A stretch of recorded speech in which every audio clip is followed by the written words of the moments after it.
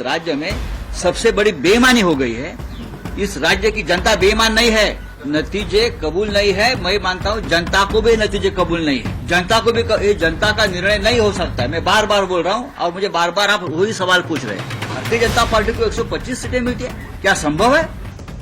MVA और Shiv Sena UBT के नेता संजय राउत महाराष्ट्र चुनावी नतीजों को देख हक्का बक्का रह गए। 160 सीटों के साथ राज्य में सरकार बनाने का दावा करने वाले राउत ने नतीजों पर सवाल उठाया और कहा कि महाराष्ट्र की जनता बेईमान नहीं हो सकती। ये जनता का फैसला नहीं है और ये जनता को कबूल नहीं है।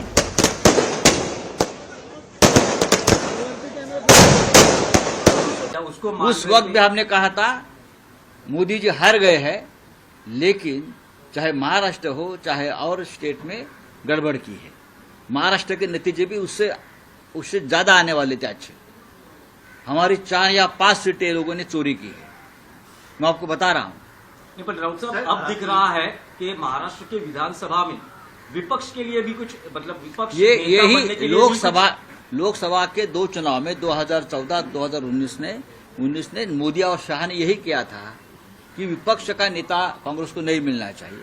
इस बार भी वही स्ट्रेटेजी महाराष्ट्र में की है कि विधानसभा में कोई विपक्ष का नेता नहीं रहेगा।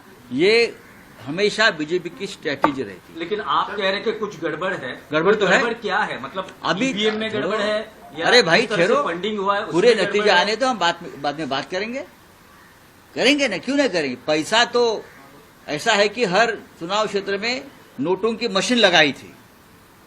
अरे शिंदे का एक भी उम्मीदवार सिटिंग एमएलए गिरता नहीं, और शिंदे ये बोल रहे थे हमारा एक भी सिटिंग विधायक गिरेगा नहीं। आपको मालूम होगा तो मैं इस्तीफा दूंगा। ऐसा होता है क्या चुनाव में कभी? हमारा एक भी नहीं गिरेगा। ये कौन सा भरोसा है? ये कौन सा लोकतंत्र है? 200 के ऊपर किसी को चुनाव में नतीजे मिलते हैं क्या? जिस राज्य में सबसे बड़ी बेईमानी हो गई है, इस राज्य की जनता बेईमान नहीं है।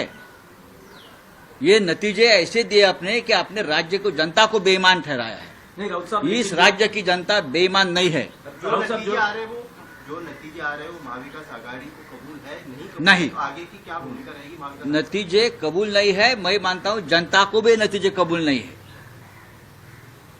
जनता को भी ये जनता का निर्णय नहीं हो सकता है। मैं बार बार बोल रहा हूं और मुझे बार बार आप वही सवाल पूछ रहे हैं। लेकिन जो महाविकास आघाड़ी के कुल आंकड़े दिखाई दे रहे हैं, कुल संख्या दिखाई दे रहे हैं, उससे ज्यादा शिंदे गुट के कैसा हो सकता है? आप अपने मन को पूछे, आप पत्रकार है, आप अपने मन को पूछे क्या महाराष्ट्र में संभव है?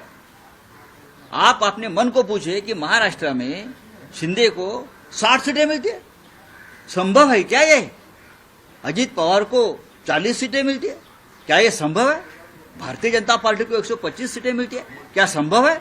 क्या इस राज्य की जनता भी बेईमान है? इस राज्य की जनता बेईमान नहीं है, उसके ऊपर हमारा विश्वास है। महाराष्ट्र के चुनावी नतीजों ने सबको भौंचक करके रख दिया। महायुति गठबंधन 216 सीटों के साथ लीड बनाए हुए है। सारे एग्जिट पोल को फेल करते हुए बीजेपी 128 सीटों के साथ आगे है। वहीं महाविकास आघाड़ी के पैरों तले जमीन खिसक गई। एमवीए 61 सीटों पर ही सिमटती नजर आ रही है। वहीं कांग्रेस सबसे बुरा प्रदर्शन करते हुए मुश्किल से 17 सीटें लाती नजर आ रही है। एनबीटी ऑनलाइन की रिपोर्ट।